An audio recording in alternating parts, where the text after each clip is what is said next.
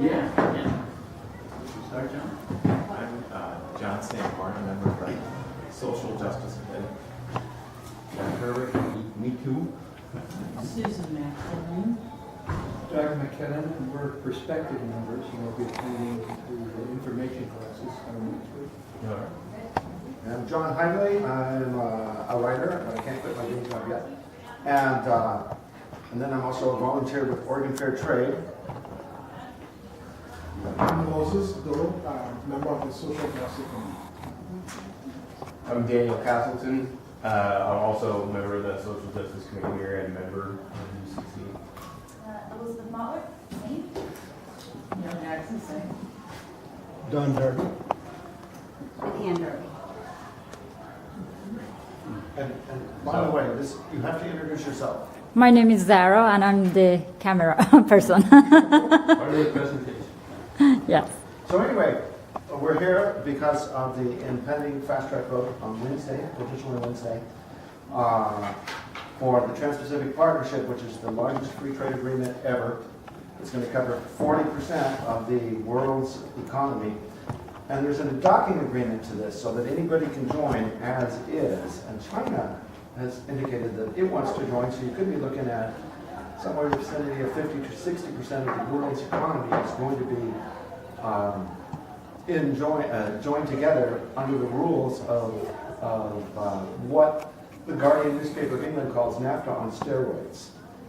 So, But what is the vote about that's scheduled on Wednesday? The vote on Wednesday is not about the Trans-Pacific Partnership. It really is about the Trans-Pacific Partnership, but it's really about a thing called fast track. I mean, in fast track, Congress is going to vote, the House and the Senate will vote on whether to give the president fast track authority. So the debate will be limited.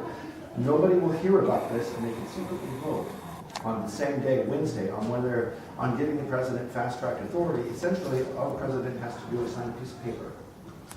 And all of a sudden, this becomes law. And I forget where it is in the Constitution, but I've seen this, that any trade treaty or any treaty whatsoever supersedes U.S. law as long as it's constitutional.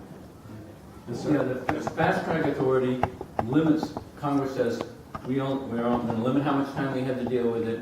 We're not going to be allowed to change it. And we're going to have like 20 hours of debate in each house. And so the committees, and this is 1,000 or 2,000 pages long. And it's been kept secret, because the U.S. Trade Representative said the reason it's being kept secret is if people knew about it, it wouldn't pass. So anyhow, this is more of the secret. The problem is the secrecy so far, and then this would perpetuate the secrecy and rush it through. And under those conditions, practical politicians say it'll pass. I think that not only is it fast track, but it's my understanding that in this legislation, there are priorities developed for what is approved under these fast track procedures. There are big sweeping authorities, and the best I understand, which isn't a whole lot, but still, I believe the Sierra Club is against it, I've heard. One of the reasons is that one of the things that this does is it overrides other regulations and laws. So there could be some environmental protection that is overridden by this law. Precisely. In the company that doesn't want to abide by some climate change issue gets to ignore what the EPA might impose. Something like that. I believe that's a correct. Yeah, that's exactly it. And it'll be decided in a secret tribunal, if just like in NAFTA. And you won't get to know, you'll get to know the results, but there won't be a reporter there. It's essentially lawyers and a judge. Lawyers for a corporation, judges from the government. It shifts it into a different judicial process. Actually, the judges are not from the government. They are free trade lawyers, and most of them come from corporations. Yeah, exactly. Well, anyway, some of you have seen. Let go be called. Okay, so some of you have seen this document. We're going to show about 10 minutes of the Bill lawyers presentation, interviewing a couple of people about this, and then I'm going to go through a quick number of slides and then open up for questions. And what we really need is if you oppose this concept of fast track to avoid debate in the Congress on this issue, and just to make it become law, just like that, we're asking that people sign letters and make phone calls to the people who are mostly the representatives, our representatives like Suzanne Bonamici and Ron Wyden, who seem to be willing to vote for fast track. Yes, sir. Has it been considered to take a look at this from the angle of, comparing this secrecy with the NSA secrecy and how we've lost control of our life there and creating that analogy as well in the publicity? Has that been considered? Well, I don't think anybody's really made any direct comparisons, but there really is a direct comparison there. Yes, there is. Yeah, and we're relying heavily on a lot of what's going on and what we're showing today is we're relying on leaked documents. So, okay, are we ready? Yes. This week on Mortgage Company, PPP Victory, you haven't heard about. There'd be no reason to keep it so secret. I'm not sure the exact date, but it's like November, October, somewhere in those. So this is just like a month or two, maybe 3 months ago at the most. And since then, coincidentally, other leaked documents have come out which really make the idea that this is it's even worse, the leaked documents which were published by WikiLeaks, however you pronounce it, actually make it out worse than these folks, the treaty worse than what these folks are talking about. This really is a deal that's being negotiated by corporations for corporations, and any benefit it provides to the bulk of the population of this country would be trillions of dollars. And, furthermore here, deadly fire from the sky. Funding is provided by Carnegie Corporation of New York, celebrating 100 years of philanthropy and committed to doing real and permanent good in the world. The Colbert Foundation, Independent Production Fund, with support from the Partridge Foundation, the John and Holly Duff Charitable Fund, the Clements Foundation, Park Foundation, dedicated to heightening public awareness of critical issues, the Herb Alpert Foundation, supporting organizations whose mission is to promote compassion and creativity in our society, the Bernard and Audrey Rappaport Foundation, the John B. and Catherine T. MacArthur Foundation, committed to building a more just, urgent, and peaceful world. More information at macfound.org. And governments, the Betsy and Jesse Fink Foundation, the HKH Foundation, Barbara G. Fleischer, and five members showed up. The briefing coincided with the release of a new documentary, Unmanned, America's Drone War, the latest from Brady. Let's turn now to another big story most of us know even less about than drones. PPP, the Trans-Pacific Partnership. It's a trade agreement the United States is negotiating with Australia, Canada, Japan, and 8 other countries in the Pacific region. If you don't know about the TPP, and you do, it's because the powerful people behind it, including President Obama, don't want you to know. The negotiations are shrouded in secrecy.